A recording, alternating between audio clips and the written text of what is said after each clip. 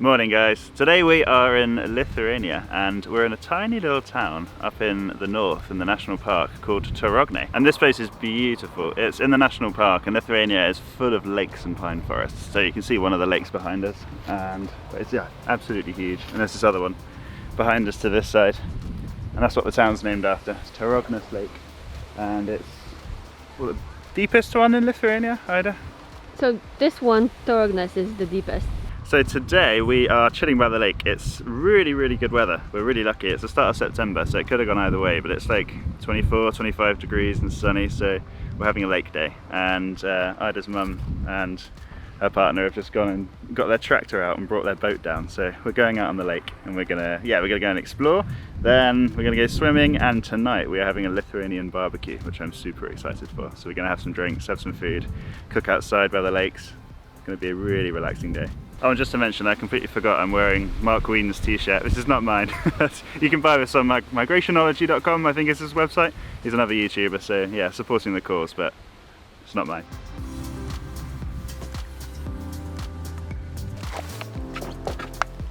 We're on the boat, nearly fell in, nearly got wet, but we're on. This lake is beautiful. Yeah, it's 25 degrees, the last of summer. We're going for an adventure. Ida's mum's brought these beautiful grapes with us. She's just produced them from the bottom of the boat. Look, they're amazing. And wrapped in the vine leaves. It looks like they're wine grapes. Where are they from, Ida? So it's from Jima's garden. Wow.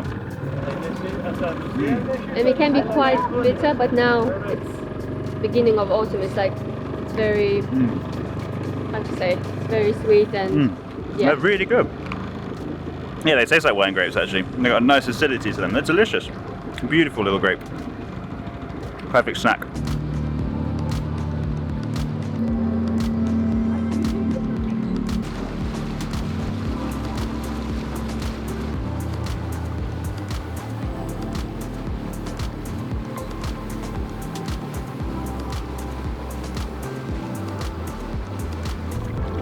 Oh, there's a water snake. I didn't know there were water snakes. I've never seen Makes me question swimming in here. It's safe to swim. Ida loves swimming. It's safe to swim.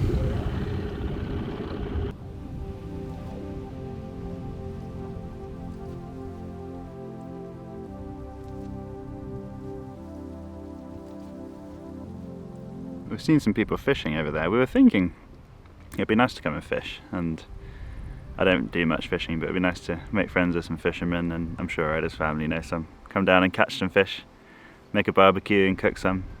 Yeah, could be a nice day. Let us know in the comments if you'd like to see that, some Lithuanian fishing and cooking some barbecues. I think they have big pike in there. If you watch some of our other videos, when we were in Vilnius, I ate a big pike fillet, and this is the sort of lake that would come from.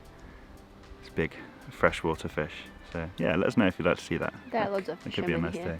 Yeah, I can do that. And then there's ice fishing as well in winter, so all lakes freeze, and then we just have lots of fishermen fishing in winter as well. Ice fishing. Yeah, we need to come back in January or February and do some ice fishing. And you said that in the winter the lakes completely freeze over, and then you can even drive cars on them. Oh yeah, definitely. I mean, depends on the winter, because now sometimes it's like, I think 2 years ago there was the first time when the lakes didn't freeze, but in general, yeah, you can easily drive the car. Jesus, I can't imagine on the lake, yeah. I can't imagine that, but that'd be really cool. Come down with the snowmobiles and go exploring along the lakes. Yeah, that's really fun. It's really fun. Yeah, we're coming back in winter for sure. We're gonna do some winter sports, because it gets very cold here, like minus 25 on some of the colder days. Yeah. So winter sports, good fun. Something we also passed like 10 minutes ago was it's called a Pilakalne, isn't it? Pilakalnes. It's a hill, a man-made hill, with a flat top, where they used to have forts on top of, and villages and settlements, but a long time ago, sort of in the Middle Ages and medieval times.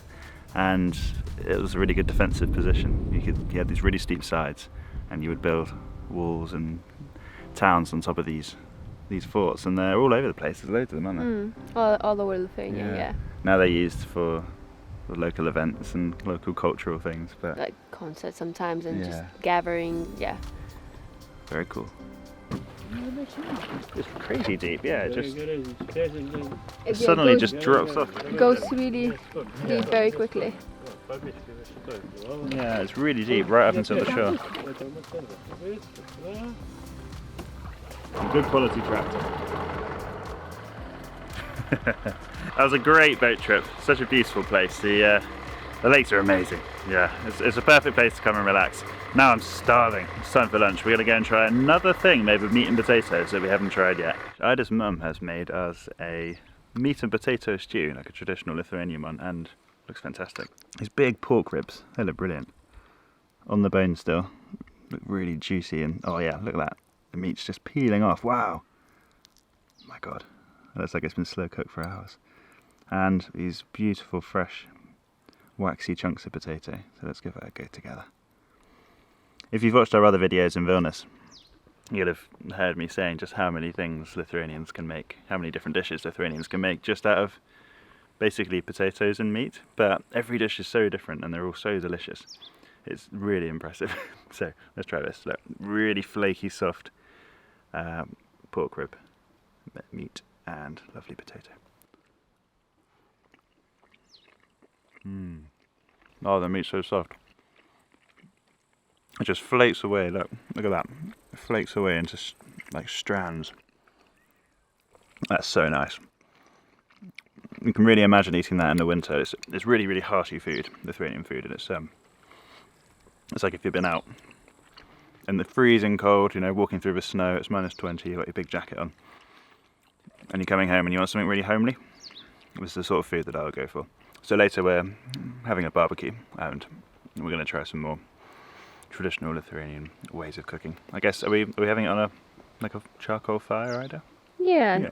And we've got lots of meat apparently, so it's going to be good.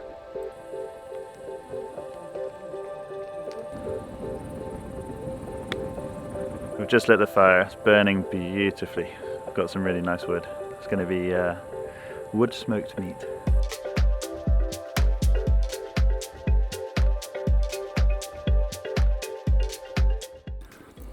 The fire's burnt down nicely now. It's almost time for the meat, and as you can see it's got pretty dark, but we've brought the meat out. So we've got two different kinds of pork. First off, it looks like pork belly, and it's beautifully marinated. It's got paprika, some herbs, some oil, some salt, and it's been marinating for a while, I think overnight. And over here we have, what was this other one, do you think? Is it like pork neck fillet maybe? Pork for sure. What I can't A nice fillet of pork, maybe pork neck it looks like, or pork, actually maybe pork shoulder steaks, but it's the less fatty. So we've got the beautifully fatty pork fillet over here, sorry, pork belly, and some lovely pork neck. So we're going to cook those over the wood and it's going to get a lovely smoky flavour. There's nothing better than wood-fired meat. We're going on first with the pork shoulder or pork neck steaks, so the less fatty of the two, whilst the fire's really hot. God, that's going to be good. Beautiful. Oh, you can smell it already, that's so nice.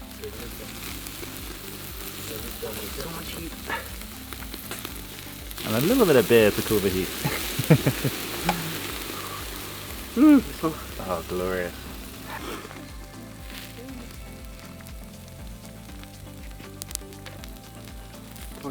beer now. That's a great way of putting the flames out.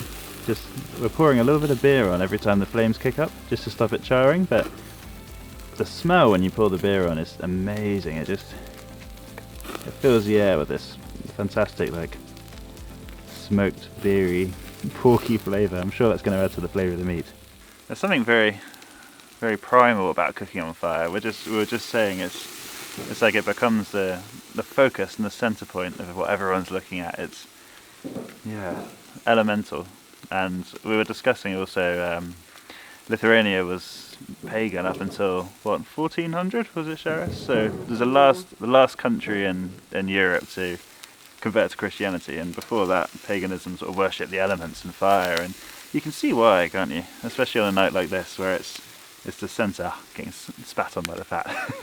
It's just, yeah, if it comes from the sky with lightning, and it's pure energy, and you can really see why people would consider that a god. I mean, when it's just beautiful. Okay, we're going on with these lovely big pork belly slices now. It's like the bacon cut, but really thick cut and marinated in paprika, herbs and garlic. And still with the skin. Yeah, still with the skin, which hopefully is going to be super crispy and smoky. Those are some serious steaks. Oh yeah, they're going to be good. They're going to be good.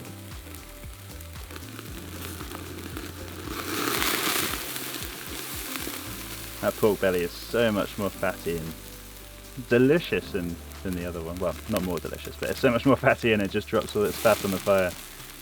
We need more of that beer to soak it out. Put those flames out.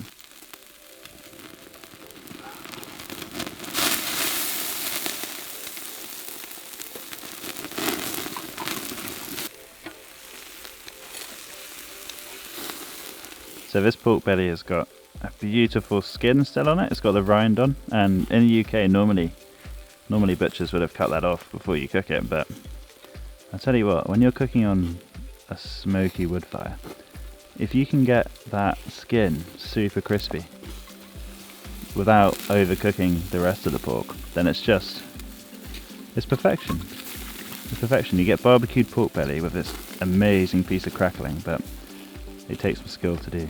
You can hear that skin's getting super crispy. I hope you can hear that on the camera. That's glorious. That is perfect.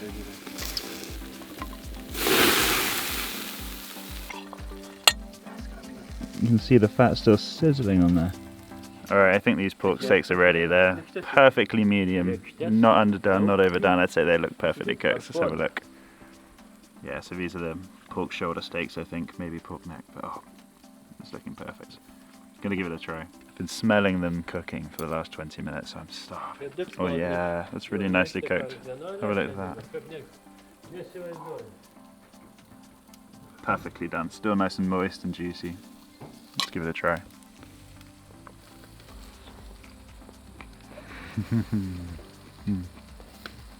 So juicy and so nice. Wow. It's perfectly seasoned, but the smoke from the wood, it transports it to another level. It's so much better than just grilling it in an oven or throwing it in a pan.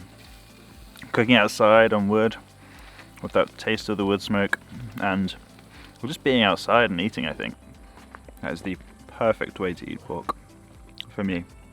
Absolutely perfect. You can't get any better. Alright, it's all off of the fire. We've come into the little summer house at the end of the garden, and we're going to dig in. So let me show you quickly what we've got. We've got I tried a little bit of that already, as you noticed. We've got the pork shoulder steak. We've got that beautifully crispy pork belly, the really thick one with the crispy skin. And we've got some slaw, so like cabbage, carrots, apple, and some pumpkin seeds, and a little bit of mayonnaise, and some white rice. Yeah, this is going to be good. Alright, I'm going to go straight in for the pork belly. That's the one we've been waiting for. The one we've been watching cooking for the last 25 minutes. Oh, it's perfectly crispy. You know, it's really well cooked in the middle. Yeah, it's perfect. Look at that. It's gorgeously crispy on the outside. Let's give it a go.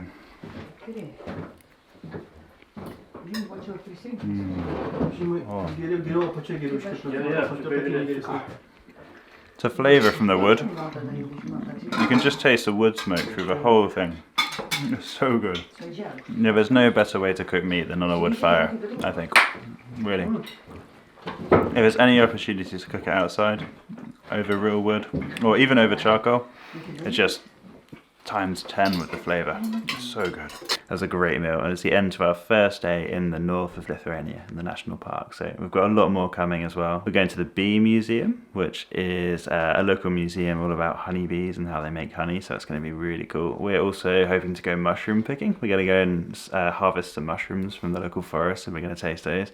And hopefully, this is a maybe, but we're hoping we can get back to Vilnius, the capital, and we're going to do a bars, nightlife, and late night drunk food video. That's going to be a big one. But if you enjoyed this, please give us a thumbs up. It really helps our channel. And remember to subscribe so you don't miss all those other cool Lithuanian Baltic videos. And yeah, thank you for watching. We'll see you next time.